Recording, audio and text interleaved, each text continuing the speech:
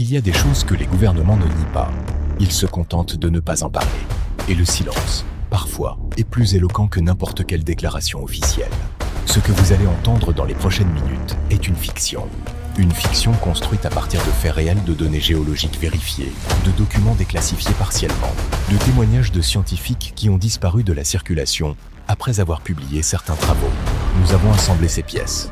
Nous avons tracé les lignes entre elles. Ce que ces lignes dessinent est vertigineux. Peut être que tout cela n'est qu'une coïncidence extraordinaire. Peut être que les coïncidences de cette ampleur n'existent pas. À vous de décider. Bienvenue dans les profondeurs. Partie I, ce qui brûle sous nos pieds. À 6300 km sous la surface sur laquelle vous marchez en ce moment, il y a quelque chose d'impossible. Un noyau solide, une sphère de fer cristallisée de la taille de la planète Mars, tournant légèrement plus vite que la surface de la Terre elle-même. Sa température de surface dépasse les 5000 degrés Celsius comparable à la surface du Soleil. Sa pression interne est telle qu'un centimètre cube de cette matière, ramené à la surface atmosphérique, libérerait une énergie équivalente à plusieurs bombes nucléaires tactiques. Mais ce n'est pas ce qui nous intéresse ce soir. Ce qui nous intéresse, c'est la source de cette chaleur. Les manuels scolaires vous diront que la chaleur interne de la Terre provient de deux sources principales. D'abord, la chaleur résiduelle de l'accrétion planétaire, l'énergie cinétique des impacts qui ont formé la Terre il y a 4 milliards et demi d'années, encore piégée dans les profondeurs. Ensuite, la désintégration radioactive naturelle d'éléments comme l'uranium-238, le thorium-232 et le potassium-40 disséminés dans le manteau et la croûte terrestre. Ces deux sources sont réelles, documentées, mesurées. Mais voici ce que les manuels n'expliquent pas aussi clairement. La quantité de chaleur produite par ces deux sources connues ne suffit pas, selon certains modèles, à expliquer entièrement le flux géothermique mesuré en surface. Il y a un excédent de chaleur dont l'origine exacte fait encore l'objet de débats discrets dans des revues scientifiques à faible tirage, dans des conférences dont les actes ne sont pas systématiquement publiés en ligne, dans des laboratoires de géophysique dont les financements ont changé de source à des moments difficiles à expliquer. Cet excédent est réel, il est mesuré, et son explication officielle est incomplète. C'est là que commence notre histoire. Partie I, les géophysiciens silencieux. En 1970, un programme de forage extraordinaire débuta dans ce qui était alors l'Union soviétique, dans la péninsule de Kola, au nord du cercle arctique. Ce projet, le forage ultra-profond de Kola, avait pour objectif officiel la recherche scientifique pure. Comprendre la composition de la croûte terrestre en profondeur, mesurer les variations de température et de pression, analyser les roches extraites à des profondeurs jamais atteintes. En 1989, après 10 à 9 ans de forage, le projet atteignit 12 km et 200 mètres de profondeur. C'est le trou le plus profond jamais foré par l'humanité. Un exploit technologique d'une ampleur difficile à imaginer. À 12 km, la température atteignait 180 degrés Celsius, bien supérieure aux prévisions. Les roches extraites à cette profondeur étaient saturées d'eau minéralisée, dont la présence était considérée comme impossible selon les modèles de l'époque. Des gaz et des fluides remontaient sous des pressions anormales. Et puis le projet fut arrêté, officiellement pour des raisons de financement, après l'effondrement de l'Union soviétique. Le site fut scellé. En 2008, les installations furent abandonnées et partiellement démolies. Mais voici ce que peu de gens savent. Dans les années qui précédèrent l'arrêt officiel du projet, plusieurs des géophysiciens impliqués dans les analyses des données brutes de Kola publièrent des articles dans des revues internes qui ne furent jamais traduits ni distribués à l'Ouest. Des articles dont certains passages, cités dans des compilations de recherches déclassifiées dans les années 2000, contenaient des formulations inhabituellement prudentes sur la nature exacte des sources de chaleur mesurées à la base du forage. Ces formulations ont été relevées par au moins 3 chercheurs indépendants dans 3 pays différents, à 3 moments différents. Aucun de ces 3 chercheurs ne travaille plus dans le domaine de la géophysique aujourd'hui. 2 ont changé de carrière de façon abrupte. Un troisième, un géophysicien autrichien dont nous ne citerons pas le nom mais dont les travaux sont accessibles dans les archives universitaires de Vienne, a simplement cessé de publier en 2003, après avoir présenté une communication à un congrès géologique à Prague sur ce qu'il appelait les anomalies thermiques inexpliquées du manteau inférieur eurasien. Sa communication n'a jamais été publiée dans les actes de ce congrès. Il vit aujourd'hui dans une petite ville de montagne en Europe centrale. Il ne répond pas aux demandes d'interview. Partie I, la vallée de Zermatt. Dans les Alpes du pays fictif que nous appellerons la Confédération Helvane, un pays montagneux, neutre, riche, dont le sous-sol n'a jamais été aussi bien cartographié que ses institutions financières, il existe une vallée. Nous l'appellerons la vallée de Zermatt. Elle n'apparaît pas sur les cartes touristiques. Elle n'a pas de sentier de randonnée officiel. Elle ne possède aucune infrastructure visible depuis les routes qui la longent et ces routes sont peu nombreuses et peu fréquentées.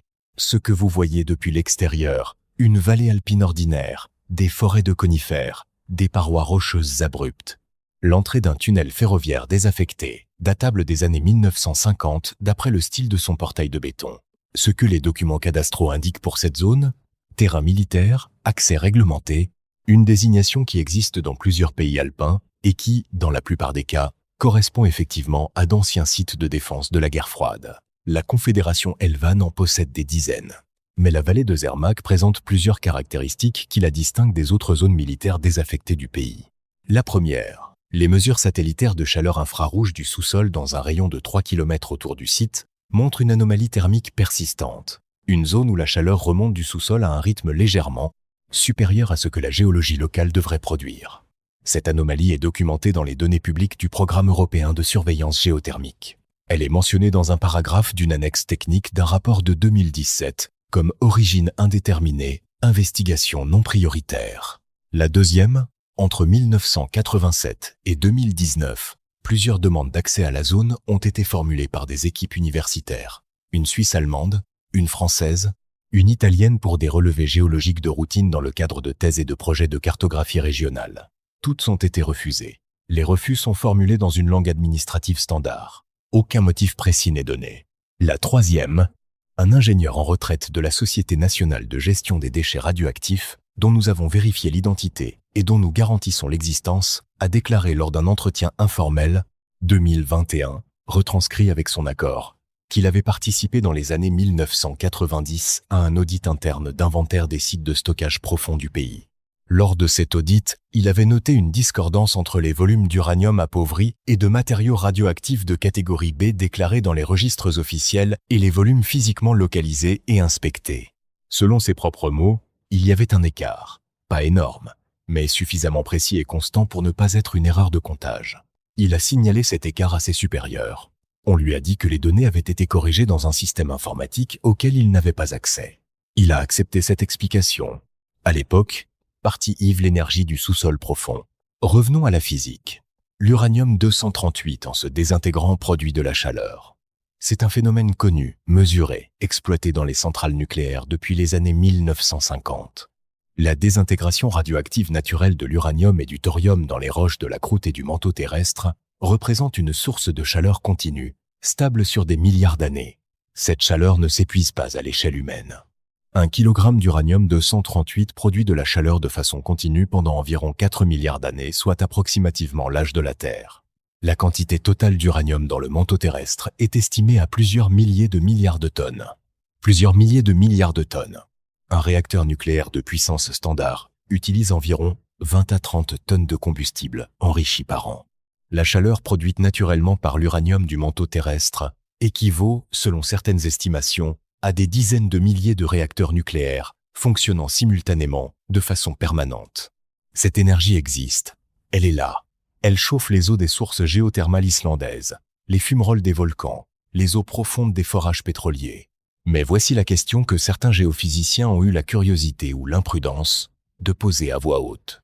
Si cette énergie est aussi considérable, si elle est aussi stable, si elle est aussi prévisible, pourquoi aucun programme officiel n'a-t-il jamais sérieusement exploré la possibilité de l'exploiter directement à grande profondeur, non pas par géothermie de surface, mais par accès direct aux strates profondes du manteau?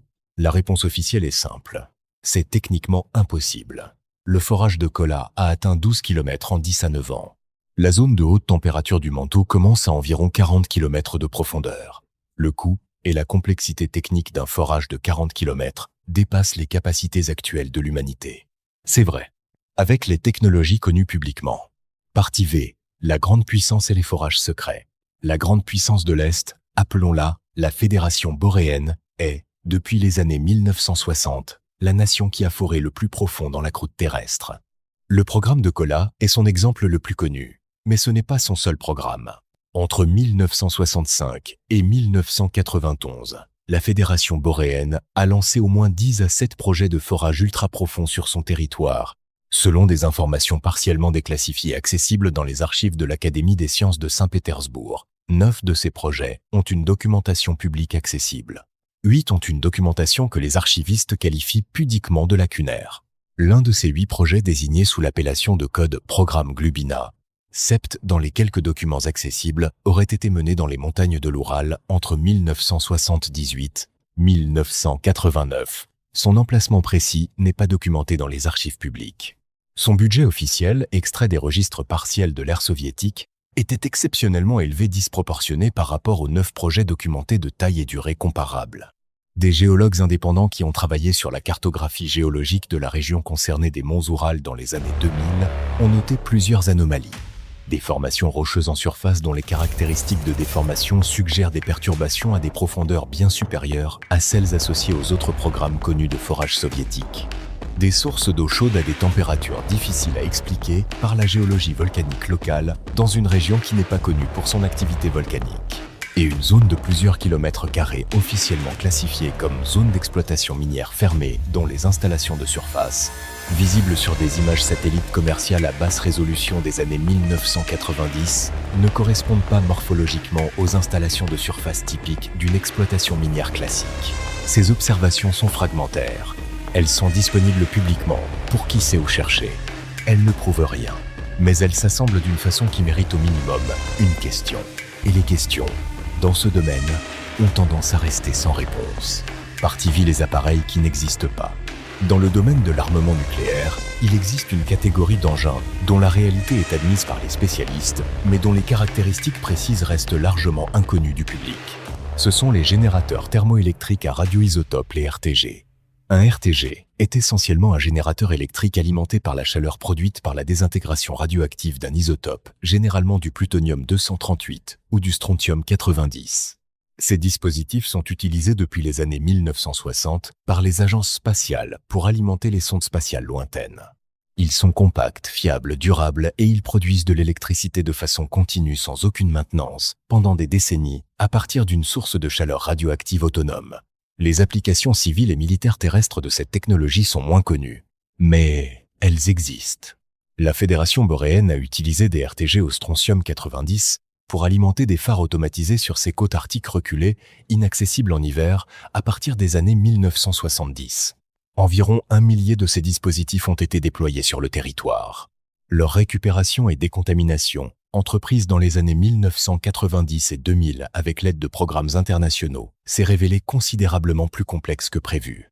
Selon les rapports des programmes de récupération, un nombre significatif de ces dispositifs n'a pas pu être localisé. Officiellement, perdus, déplacés par les conditions météorologiques extrêmes de l'Arctique, potentiellement enfouis sous l'accumulation de neige et de glace. Officieusement, des spécialistes de la non-prolifération nucléaire qui ont travaillé sur ces programmes de récupération ont exprimé, dans des publications académiques ultérieures, des doutes sur le caractère exhaustif des inventaires initiaux soviétiques. Il est possible, selon ces spécialistes, que certains dispositifs n'aient jamais été perdus parce qu'ils n'avaient jamais été répertoriés dans les inventaires fournis aux équipes de récupération. Ce qui n'est pas répertorié ne peut pas être perdu, et ce qui ne peut pas être perdu ne peut pas être cherché. Maintenant, revenons à la Confédération Helvan. La Confédération Helvan est l'un des pays du monde qui possède le plus grand nombre de laboratoires souterrains de recherche nucléaire par rapport à sa superficie. Son programme de gestion des déchets radioactifs est internationalement reconnu comme l'un des plus rigoureux et des plus transparents du monde. Cette transparence a été saluée à de nombreuses reprises. Elle a également été examinée à plusieurs reprises par des organismes de contrôle internationaux. Et à chaque fois, les bilans ont été jugés satisfaisants. Sauf sur un point. Un point que les organismes de contrôle eux-mêmes ont noté dans leur rapport avec la formulation, légèrement inquiétante quand on la lit attentivement, de données de référence initiale insuffisamment documentées pour permettre une vérification rétrospective exhaustive. En langage de bureaucrate international, cela signifie « nous ne pouvons pas vérifier ce qui était là avant que le système de contrôle soit mis en place, parce que nous ne savons pas exactement ce qui était là au début. Si vous ne savez pas combien vous aviez au départ, vous ne pouvez pas savoir combien il en reste. » C'est une vulnérabilité logique élémentaire. Et dans un domaine où les enjeux sont ceux de la non-prolifération nucléaire, c'est une vulnérabilité qui mérite plus qu'une footnote dans un rapport de satisfaction. Partie vie l'hypothèse. Rassemblons maintenant ce que nous avons. Une énergie colossale piégée dans les profondeurs de la Terre. Un excédent thermique que les modèles officiels n'expliquent pas entièrement. Un programme de forage soviétique dont certains éléments sont délibérément opaques. Une vallée alpine inaccessible avec une anomalie thermique d'origine indéterminée. Un écart dans des inventaires de matériaux radioactifs. Des RTG non localisés. Des chercheurs qui cessent de publier après avoir posé certaines questions. Voici l'hypothèse. Elle est fictive, répétons-le. Mais comme toute bonne fiction, elle s'articule à partir de faits. L'hypothèse est la suivante. Il existerait, dans le sous-sol de plusieurs nations disposant des capacités techniques et du cadre institutionnel nécessaires, des programmes de forage et d'exploitation énergétique profonde dont les caractéristiques et l'existence ne font partie d'aucun programme officiel connu. Ces programmes exploiteraient non pas la chaleur géothermique de surface, la géothermie classique, à quelques kilomètres de profondeur, mais quelque chose de différent. Un accès à des strates profondes où les concentrations naturelles d'uranium et de thorium, associées à des conditions de pression et de température extrêmes, produisent des réactions thermiques continues d'une puissance sans commune mesure avec ce que les modèles géothermiques classiques prédisent. La technologie nécessaire pour atteindre et maintenir des forages à ces profondeurs n'existerait pas publiquement. Elle existerait néanmoins. Développée sur plusieurs décennies par des programmes financés hors des budgets normaux des agences scientifiques, dans des installations dont l'existence officielle est celle d'anciens sites militaires ou de zones d'exploitation minière fermées. Les matériaux radioactifs manquants des inventaires, les RTG non localisés, les écarts comptables discrets dans les registres élevants ne seraient pas des pertes ou des erreurs. Ils seraient des transferts vers ces installations pour alimenter non pas des systèmes d'armes nucléaires ou des réacteurs de puissance conventionnelle, mais des systèmes d'amorçage. Des dispositifs destinés à initier et à maintenir des réactions dans des strates rocheuses profondes où les conditions naturelles approchent déjà les seuils de réaction et où un apport énergétique ciblé pourrait déclencher un processus auto-entretenu. Un réacteur naturel amplifié. Une source d'énergie dont la puissance serait, en pratique, illimitée à l'échelle humaine, et dont le seul contrôle possible, serait entre les mains de ceux qui auraient réalisé qu'elle existait les premiers. Partie Villy, pourquoi le silence? La question évidente est la suivante. Si une telle source d'énergie existait, pourquoi la garder secrète?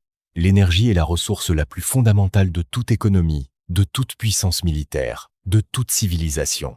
Celui qui contrôle une source d'énergie illimitée contrôle, en dernier ressort, tout le reste. Le pétrole a structuré la géopolitique du XXe siècle de façon complète et souvent violente.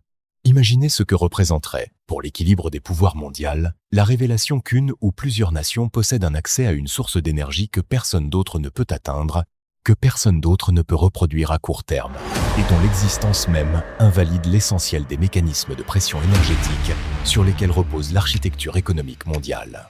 La divulgation d'une telle information ne produirait pas une négociation internationale sereine pour un partage équitable. Elle produirait une crise de stabilité mondiale d'une ampleur difficile à modéliser. Les États concernés le savent, et ils ont choisi, rationnellement, de préférer le silence. Ce silence n'est pas une conspiration dans le sens dramatique du terme. Ce n'est pas une réunion secrète d'hommes en chapeau haut de forme décidant du destin du monde. C'est une décision institutionnelle, prise par couches successives, chaque couche ignorant une partie du tableau complet, chaque décision individuelle paraissant raisonnable et justifiée dans le contexte immédiat de celui qui la prend. C'est la banalité du secret, la plus efficace de toutes. Partie X, ce qui remonte. Mais les secrets profonds laissent des traces en surface. Pas toujours des traces spectaculaires, pas des documents volés, des lanceurs d'alerte héroïques, juste des détails qui ne s'expliquent pas tout à fait par les récits officiels. Des anomalies dans des données publiées, des carrières qui s'interrompent, des vallées auxquelles on ne peut pas accéder, des mesures de température qui ne correspondent pas.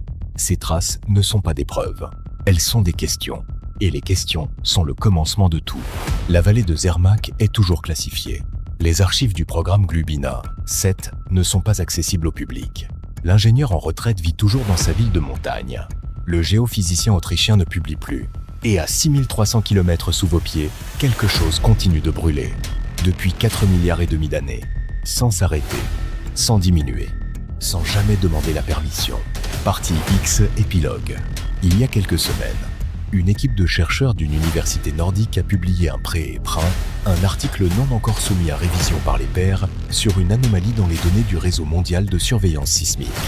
Cette anomalie consiste en une série de signaux de très basse fréquence, périodiques, d'une régularité inhabituelle, provenant d'une région géographique qui couvre partiellement le sous-sol alpin et partiellement les franges occidentales des monts Oural. Les auteurs proposent 3 hypothèses explicatives.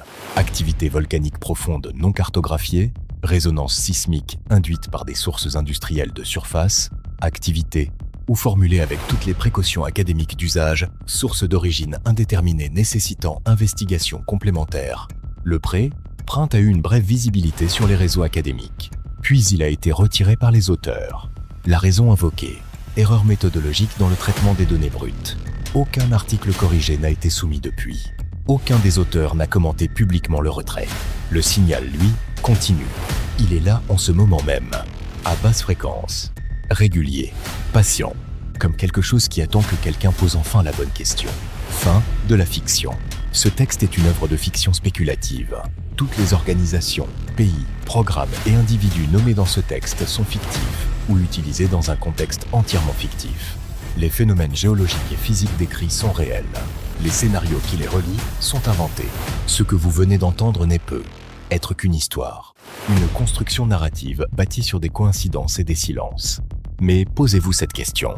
Si vous étiez en possession d'une source d'énergie dont la puissance dépassait tout ce que l'humanité a jamais exploité, une source propre, permanente, inépuisable, impossible à détruire, impossible à bloquer, impossible à sanctionner, que feriez-vous? Le diriez-vous au monde? Ou attendriez-vous? En calculant, en préparant, en forgeant silencieusement les instruments de votre supériorité définitive. Les grandes puissances ne jouent pas au même jeu que nous. Leurs horizons temporels sont différents des nôtres. Leur patience est différente de la nôtre. Et leur silence est toujours plus éloquent que leur déclaration. Le noyau de la Terre brûle depuis 4,5 milliards d'années. Il brûlera encore 4 milliards d'années. Pendant tout ce temps que nous le sachions ou non, que nous l'acceptions ou non, cette énergie sera là, attendant. La question n'est pas de savoir si elle sera un jour exploitée. La question est de savoir si elle l'est déjà. Et par qui. Dormez bien.